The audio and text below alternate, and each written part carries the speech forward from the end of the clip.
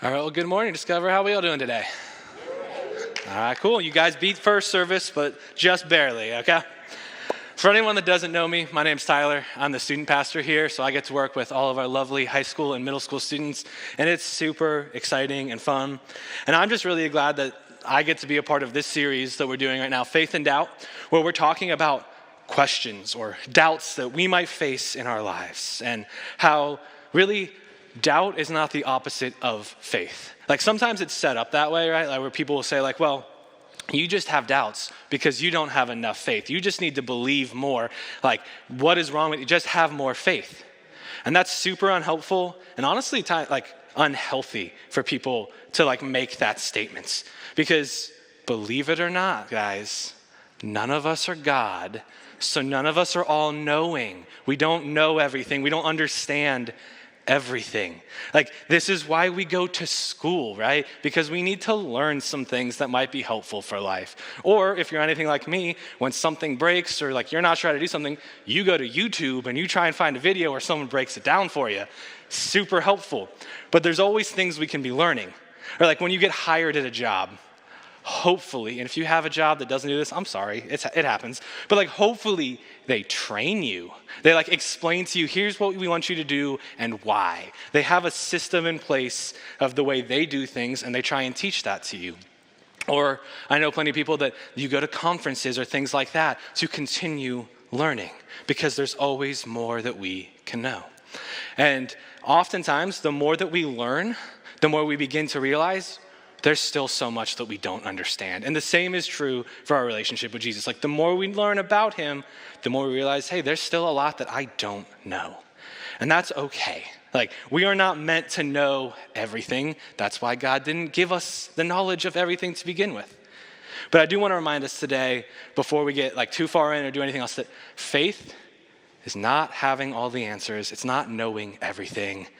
This is kind of what Steve talked about last week. Like faith and doubt are not opposites. The Greek word that is translated to faith in the New Testament is the Greek word pistis, which could also be translated as trust. So the idea that's being communicated frequently when faith is talked about is putting your trust in something, even if you're not certain. Like putting your trust in God, even when you have those moments of doubt, or when you have those questions that you really want an answer to. And today, as we continue on in this series, we're going to be looking at one of Jesus' 12 disciples. We're going to be looking at Thomas or Didymus, depending on if you want to look at his Hebrew or his Greek name. But we commonly would know him as Doubting Thomas, which super unfortunate name for him. Like of all the nicknames you could earn, Doubting Thomas, not like the best one, okay? And the more I read about him this week, the more I studied, the more I realized, like, yeah, that's not the most fair nickname for him because he's not the only one that has doubts. Thomas isn't the only one that has these questions or doubts. He's just the one that gets remembered for it. And as I read and studied more about him, like I know we're not supposed to have favorites, guys, but I think Thomas might have replaced Peter as my favorite of the disciples. So it's going to be fun. It's going to be good. But before we do anything too much about Thomas, let's just look at a few other examples of people doubting. See, there are multiple times where the disciples doubt. Matthew 14:31, Jesus says to one of his disciples, "You of little faith, why did you doubt?" Now, if you would have like asked me beforehand who said that, I probably would have said Thomas. But actually, Jesus says that to Peter. This is right after Peter takes a step out of the boat. He's walking on water, and then he gets distracted by everything around him. He has a moment of doubt, and he begins to sink. And so Jesus says to Peter, "You of little faith, why did you doubt?" Or we can fast forward to right before Jesus gives the Great Commission, right before he tells the disciples, "Go and make disciples of all nations." We read this in Matthew 28:16 and 17. Then the 11 disciples went to Galilee, to the mountain where Jesus had told them to go. When they saw him, they worshiped, but some doubted. Now that's something I didn't realize was there. Like I know the Great Commission pretty well. It's something I've had memorized for a while, but I never really realized right before it, we hear that some doubted. Not Thomas doubted, right? Not the guy who's famous for it, but there were others there who were willing to admit and tell Matthew, yeah, I had doubts too. Like he wasn't the only one. There were more disciples in that moment who had doubts. And I think that's a really encouraging thing for us sometimes. Like, hey, if the people who literally walked with Jesus, got to talk to him and like knew him, had these doubts, then like it's natural for us to have moments of doubt as well. And so in a minute here, we're going to get to John chapter 20, where the most famous story of Thomas is, where he has the doubt. But first, we're going to look at two other times that he shows up in the Gospel of John, just so we have a better understanding of who this guy is. That way we can understand this moment of doubt a little bit better. So starting in John 11, Jesus and his disciples, they have just left the area of Judea because things weren't like going super well for them there. People got mad at Jesus, right? And so when he's there, he learns that his buddy Lazarus is sick. And naturally, like we all do when we learn our friends are sick, we do nothing for 2 days. We just kind of hang out. And so in that time, Lazarus dies. And the disciples, or then Jesus announces to the disciples after Lazarus dies, he's like, hey guys, guess what? We're going back. We're going back to Judea, and we're going specifically to this town called Bethany, where Lazarus is. And the disciples are not pumped about this. They are like, in this moment, like, Jesus, you sure? Because in John 11:8, they say, but Rabbi, a short while ago, the Jews there tried to stone you, and yet you are going back. See, that feels like a fair hesitation to me. I don't know about you guys, but like if they were just there like a couple of days ago and people tried to kill Jesus, like what makes you think going back is probably the right call? Like, yeah, let's go back to the people who are still going to be mad at you, who a couple days ago accused you of blasphemy and wanted to stone you. Like, I don't think it's been enough time for them to move on. I think they're still probably angry. But Jesus looks at them and basically just like, hey guys, listen, I get it. But we're going back, or at least I'm going back. You guys can come with me if you want. If you don't want to, I guess you could stay here. Like, he doesn't tell them, like, exactly what's happening, but he's like, hey, this is what I'm doing. Y'all are free to join. I'm not going to force you. And I think there's a moment here that we all experience sometimes too, where like we might feel like God is calling us to do something, but we take a step back and we're like, God, are you really sure you want me to go talk to those people? Like, you want me to go to my work or into my school and tell people about Jesus? Like, come on, like they don't want me to talk to them. Like, they're not going to want to listen to me. They don't want to know about you. Like, we have these moments where like, hey, those people, like, we're going to other them. We're going to try and push them aside and say, no, God, you're not actually calling me to do that. But we see here that is exactly what Jesus is saying. He's like, hey, we're going back to the people that don't like us or that don't like me because I need to. And then we see in verse 16, one of the disciples speaks up and says, let us also go that we may die with him. And that disciple was Thomas. It wasn't Peter. It wasn't the one who's like known for his bold faith or putting his foot in his mouth often and saying things without really thinking about it. Because if you had asked me, this is like a Bible trivia question before this week, like who says this? I absolutely would have said it was Peter. Like that just makes sense for what we have come to know about him. But what we see is it's actually Thomas. In this moment, Thomas is understanding and he's saying the thing that like we should all be living out. That, hey, Jesus, wherever you're going, that's where I want to be. Like it is better to go with you, even if it's risky to me, than it is to stay here and play it safe or go back to my normal life or to how things were before. Thomas is a loyal follower of Jesus who is willing to risk it all. And then if we fast forward a little bit to the next time that Thomas really shows up, that's John chapter 14. This happens right after the Passover dinner. Judas has left to go and get the Pharisees and the priests, and he's to sell Jesus out. And Jesus here, he is talking to his disciples and he's teaching them. And starting in verse 1 of 14, he says, do not let your hearts be troubled. You believe in God. Believe also in me. My Father's house has many rooms. If that were not so, would I have told you that I am going there to prepare a place for you? And if I go and prepare a place for you, I will come back and take you to be with me, that you also may be where I am. You know the way to the place where I am going. Thomas said to him, Lord, we don't know where you are going, so how can we know the way? Jesus answered, I am the way and the truth and the life. No one comes to the Father except through me. If you really know me, you will know my Father as well. From now on, you do know him and have seen him. So this might sound like a familiar passage to us because this was the passage we used as our memory verse for VBS this past summer. So hopefully you guys are like, man, I've got that down. But we also have this tendency, I think, here to forget some of the context. And then when we read the full context, we look at Thomas here, and it's just like, really, dude? Like, you don't understand what's happening? You don't understand what Jesus is saying? Like, you've got to be the worst apostle, man. Like, how can you not get it? Everyone else does. But anytime we have a tendency to be critical or to look down upon someone in the Bible, I think it's really helpful for us to step back and just ask, like, how do I do this? Like, where in my life am I doing this? Where are the moments where I am just pretending I understand, but I'm not actually asking questions? Or where am I like the other disciples? Because you see here, Jesus, he's trying to explain something to them, and he's using some kind of confusing terms. First, he says that I am going to prepare a place for you.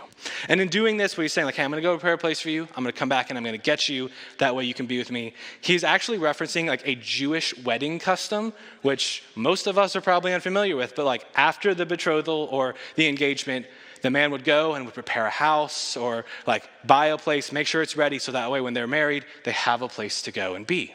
And that is what Jesus is saying to them. So here you have a moment where the disciples are probably just like, wait, what?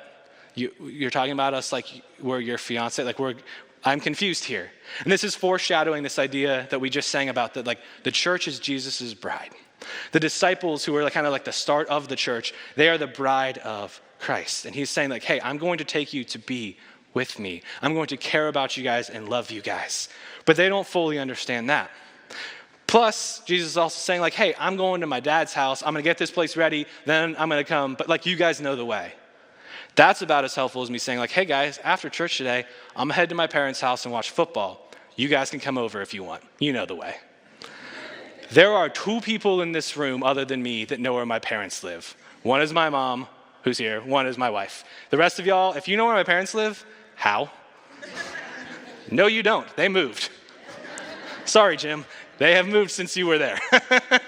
Okay, so the idea being though, like, that's not helpful. Even when we know where a place is and we put it in our GPS, sometimes we struggle to get there. It can be tough to get to a place that we know, let alone a place that we're just like, I have no idea where that is. I don't know the way there. And so luckily here we have Thomas who speaks up. He lets that boldness shine through, and he's just like, hey, Lord, we don't know where you're going. So how can we possibly know the way there? And you see, I think that in this moment you have the other 10 disciples. They're all just sitting there like, amen, Jesus. Yeah, that's awesome. We love what you're saying here. But inside they're just like, what on earth is this dude saying? Like, anyone know where his dad lives? Because I sure don't. But like, when do we do that? Like, I can promise you guys, that was me in school. Anytime a teacher would ask the question like, does this make sense? Do you guys understand what's happening here? I'd be like, totally. I could have understood perfectly, or I could have been completely lost. And then like, no, like, you might as well have spoken Chinese to me there. Like, I don't know what's going on. I was never going to ask the question. I was never going to be that person. I really hoped that there was someone else in the class that was confused that would ask for us. And that was Thomas here. Like, Thomas was that other person who was willing to be like, no, Jesus, I actually don't understand. Like, can you explain this to me? But maybe we do this at work. Like maybe your boss comes to you, right? And he's like, hey, I need you to do this. And you're like, yeah, totally, I got you. And then you're just like, I have no idea what he's asking me to do. I don't know how to fill that report out. I haven't done that ever. So you go to your coworker and you're like, hey man, it's been a while since I've done this. Can you just give me a quick refresher? Like, I just need a reminder. You see, like in these moments, we care more about what other people think of us than actually understanding. We let our fear of judgment or people looking down upon us prevent us from actually learning and growing in these moments. See, Jesus, he wants to help us. He wants to give us these answers, but we have to be willing to ask the question. We got to be willing to be bold like Thomas and be like, hey, I don't know what's going on. And I'm glad Thomas asked this question, because if not, like, we might have only gotten 6 I am statements. Like, how would we might not have ever heard that I am the way, the truth, and the life if Thomas weren't willing to step up in that moment, not care what others thought about him, and just be honest. He was honestly seeking the answer here. Like, maybe he has some doubt in this moment, but he's taking that doubt to Jesus. He's doubting faithfully and just being like, Jesus, please help me understand, because I am confused right now, and I need to understand. Thomas had a legitimate desire to understand this. And that then has Jesus respond in a kind and loving way where he gives us this amazing answer. So now let's go ahead and fast forward to John chapter 20, where we're going to see the most famous example of Thomas's doubt. Now in this moment, for a little bit of context, we're going to start. It's the first Easter Sunday. All right. Jesus has been resurrected. The women have gone to the tomb. They found it empty. They went back and told the disciples. A couple of them went and checked it out, and they're like, yep, nope, tomb is empty for sure. And that's where we pick up here in verse 19, where it says, on the evening of that first day of the week, when the disciples were together with the doors locked for fear of the Jewish leaders, Jesus came and stood among them. Peace be with you. After he said this, he showed them his hands and side. The disciples were overjoyed when they saw the Lord. Again, Jesus said, peace be with you. As the Father has sent me, I am sending you. And with that, he breathed on them and said, receive the Holy Spirit. If you forgive anyone's sins, their sins are forgiven. If you do not forgive them, they are not forgiven. Now Thomas, also known as Didymus, one of the 12, was not with the disciples when Jesus came. So the other disciples told him, we have seen the Lord. But he said to them, unless I see the nail marks in his hands and put my finger where the nails were and put my hand in his side, I will not believe. Those last two verses, there's 24 and 25. That's what Thomas is remembered for having this moment where his friends, who he spent a couple days mourning with because their friend Jesus just died, being like, hey guys, like, are you okay? Have you slept enough? Are you hallucinating? Like, you say you saw Jesus, but I don't know if I can believe that, which also feels pretty reasonable if you ask me. Like, in this moment, they come to him and like, hey dude, you'll never believe it. We just saw Jesus. And he's like, you sure? Because I was there. I saw him die. I know he's dead. Like, I am sure this happened. And maybe you guys have like better friends than me, but there are definitely moments where like my friends will be telling me about something that they did, and I'm just like, sure, I'm sure it was that amazing. Like, I'm not gonna believe you that it was the best time ever or the most amazing movie unless I experience it myself. And that's what Thomas is saying here. He's like, hey guys, like, I know you think you saw Jesus, or I know you believe that. Like, that's deep down what you guys actually believe. But unless I can experience that too, I don't know if I can. And what Thomas asked for is literally what Jesus gave to the other disciples. The other disciples got to see him. They got to see the scars. And Thomas is like, that's what I need. I need that experience as well. That moment, again, to me, seems like a reasonable doubt. But if we continue on in the story, we pick up in verse 26. It says, a week later, his disciples were in the house again, and Thomas was with them. Though the doors were locked, Jesus came and stood among them and said, peace be with you. Then he said to Thomas, put your finger here, see my hands. Reach out your hand and put it into my side. Stop doubting and believe. Thomas said to him, my Lord and my God. Then Jesus told him, because you have seen me, you have believed. Blessed are those who have not seen and yet have believed. Okay. So a couple of big things from these passages that I want to talk about a little bit is, the first one, like Steve talked about last week, and what I talked about earlier, is like Jesus does not get mad about doubt. Jesus isn't mad that Thomas had these questions. He doesn't show up and start yelling at him and be like, dude, really? Come on. The other 10 told you this and you don't believe it still? No, he shows up and he says, peace be with you. Thomas, here is what you need. You asked this. You said you needed this. These are the questions or doubts. Like, here, let me help you. He responds with compassion and love. Because you see, like, Jesus and God, they're big enough to handle any question or doubt we have. There is not a single doubt or question any of us can have that someone hasn't already had and that God cannot handle. If we take our doubts to him, he will respond faithfully.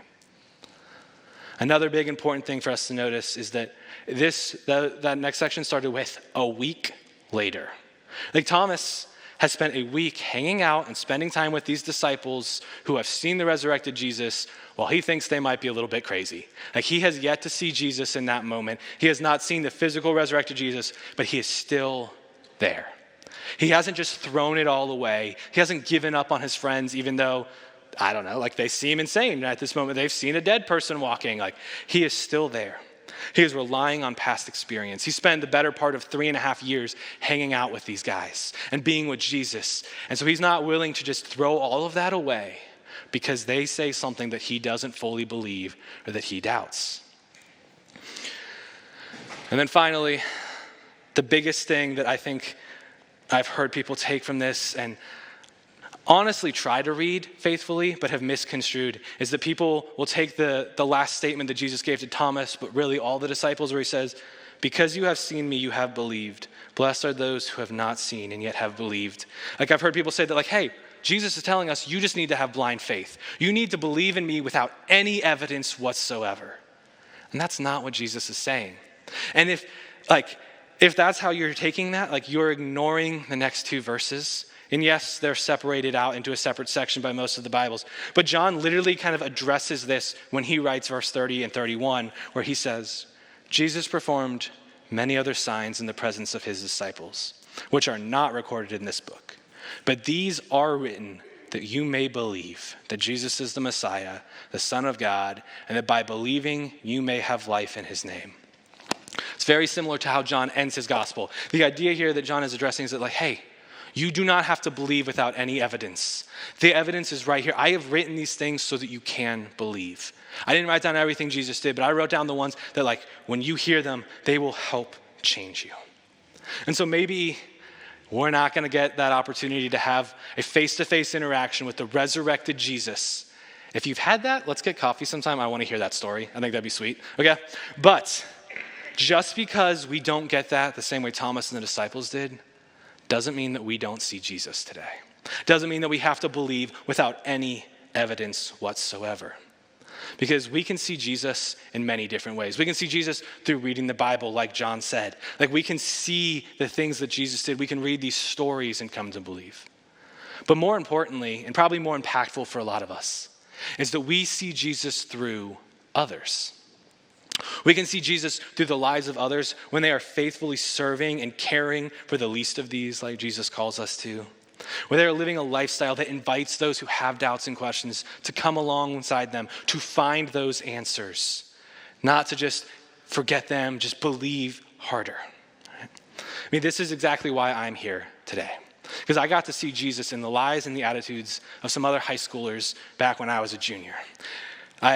I felt lost. I didn't really know what was happening, but I was invited to come to church here. And so kind of like Thomas, like, I started hanging out and I was coming around even though I had my doubts and questions. But they didn't make me feel, like, my friends did not make me feel like an outsider, like I had to believe. They just wanted to be there. They just wanted me to be there, and they cared about me. And honestly, my first thought when I was invited to come here for the first time was, why not? I've got nothing better to do. Like, I don't have anyone else that I'm going to go hang out with, so, like, I can hang out with you guys. Y'all are cool enough. Like, you make me feel cared about and loved. And so I want to be there with you guys. It's in those moments that we can see Jesus through these other people who are loving and caring for us. And we can also see Jesus in the life transformation of ourselves and of others. When we look at someone or we look at ourselves in the mirror and we're like, I am very different than I was 6 months ago, a year ago, 5 years ago, however long ago it was that we started following Jesus. Maybe we experience a moment in our lives where, like, normally we would have been overwhelmed with anxiety and worry and fear and just been like, I don't know what to do. But in that, now we feel a weird peace come over us that can only be explained as God is with me. God is giving me the strength to handle this. Or maybe you're just doing something that feels outside of your character. Now, I'm not sure if you guys will believe this or not. I'm not, like, naturally a super optimistic person. I'm not, like, always looking at the bright side of things or, like, the glass is half full or whatever. Like, that's not necessarily me. Like, if you need a stupid, sarcastic comment or someone to be pessimistic or a little bit cynical, I'm your guy. I can do that so easily. That is just, like, exactly like my default nature. But over the years of Jesus working on me, that has started to change. And I'm not perfect. I haven't arrived by any means. But man, like, the amount of times where I have been more positive, I have had a more optimistic view of things or said things that are more positive, like, it's astounding compared to where I used to be. To the point where, like, there are times where my wife will look at me and be like, who are you? Like, what are you? That's not you. Like, this is different. Something has changed. And then there are so many stories that I could also share when it comes to working with students for the past couple of years. And it's been amazing to get to do that and see God do, honestly, things that like humanly or looking at them, like we might think like, man, that might just be impossible. Like, I don't know what God can do in this situation. But one specific example, if we go back about 3 years, we were at CIY, which is the summer conference that we take our high schoolers to. And with us was a young lady who, if you asked her at that time, she just straight up would have told you she didn't believe in God. Or at least like she had very strong doubts. And she's like, I really don't think that's the case. I don't think he's real. But she was still there. And she still came on Sunday night. She showed up faithfully. Whether that was because she wanted to or her parents forced her to, that's fine. That's beside the point. She was still there with us. And one night while we were there at CIY, after the main session during our group time, she said something to the effect of, I don't really believe the same thing you guys do, but you make me feel loved and welcomed. And whether or not she realized it in that moment, she was seeing Jesus through the leaders that were there loving on her and through the other students that didn't make her feel like an outsider, didn't like avoid her because she had her doubts, but cared about her and loved her in that moment. And I'm not saying that to make it sound like, oh, our youth group is amazing, like our students are awesome, our leaders are great, but God is the one doing the amazing things, the Spirit working in us. And I think the thing that makes that story even cooler is that a couple of months ago when we had our grad Sunday, that student, she was one of the students up here helping to lead worship. Like in those 2 or 3 years since the moment of, I don't know if I believe the same thing as you guys, or I don't, but you make me feel loved and welcome. She went from that to helping lead worship. God did something in her life that was amazing. And it's so cool to look at that, especially because as pastors, as people on staff at a church, man, there are times where we get discouraged. Or we might have our doubts of like, God, are you really in this right now? Or like, am I following the calling you have for me? And then when we can look at God's stories like that and these amazing moments, they can help to inspire us and remind us, yes, God is here. God is faithfully doing things. God is working with us. And I don't know what experiences you guys have had. I don't know the moments in your life where you have encountered Jesus, whether it's through another person or you felt that life changed. But man, we would love to hear them. We would love for you guys to write them down, maybe send them to us so we have more God stories that we can share to encourage others with, but also so that when you go through moments of doubt, you can look back and be like, yeah, God worked faithfully in that moment. And you can rely on that while you're working through the next moment of doubt. Now, I have a confession that I need to make to you guys, okay? Please don't judge me and please forgive me, all right? Until this past week, I had never seen any of the Indiana Jones movies. I know, shocking to some of you guys, right? So, this past week, over a couple of different sittings, because, well, I really only have time to watch movies when my son is sleeping, and sometimes that's for a long time, sometimes it's for 30 minutes. But I sat down and I watched Indiana Jones and the Last Crusade. And for the movie being a decent amount older than I am, it was pretty solid, honestly. Like, shows its age a little, but it's a pretty good movie. It was fun. And if you've seen it, you know that towards the end of the movie, Indy, he comes to this moment where he needs to take a step of faith. He's been following this map and these clues and to make it to this destination, but he comes to this. He comes to this like ravine where it looks like it's just a sheer drop and there is no way across. But he looks at the map and he looks at the clues and they say, walk across. Just keep going. And in that moment, he's faced with two options. Turn around, give up, say it was all nonsense and it doesn't matter, or he can doubt faithfully and he can take that step of faith. Luckily for Indy and for us as the viewers of the movie, he has past experience. Before he gets to this moment, there were two other moments where he had to trust the map and the clues that he had to get through two other tests. And so in that moment, he could look at it and be like, hey, I have seen this work before. It's like the guidance and the directions worked and were good. So why wouldn't it be good now?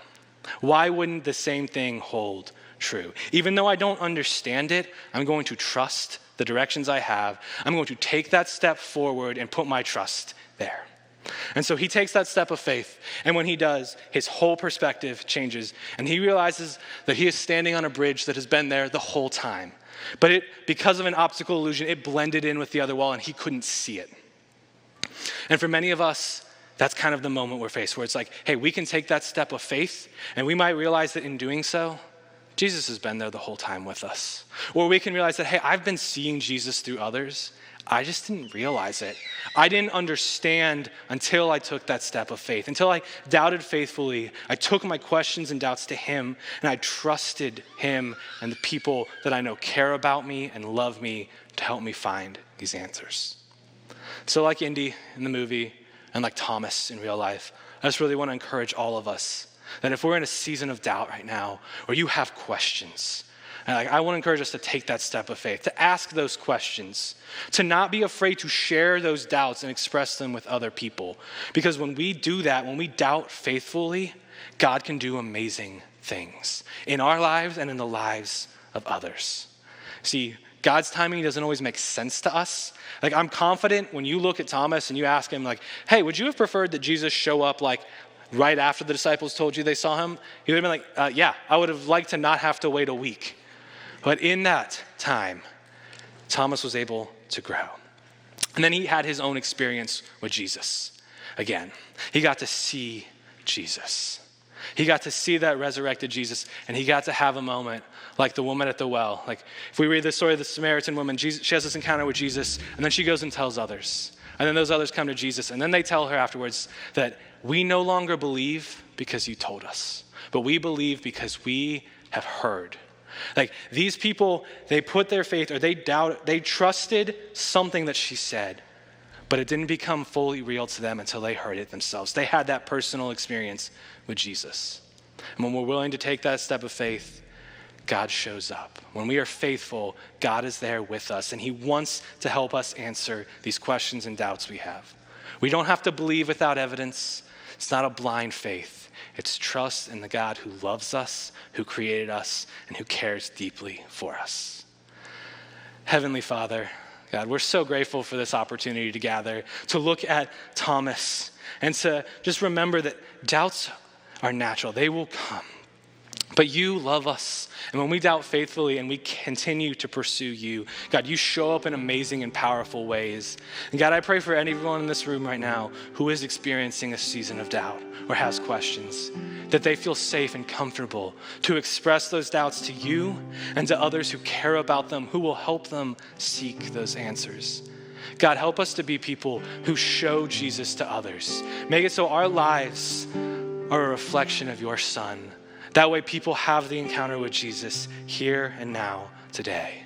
And God, we love you and we praise you, and it's in your Son's name that we pray. Amen.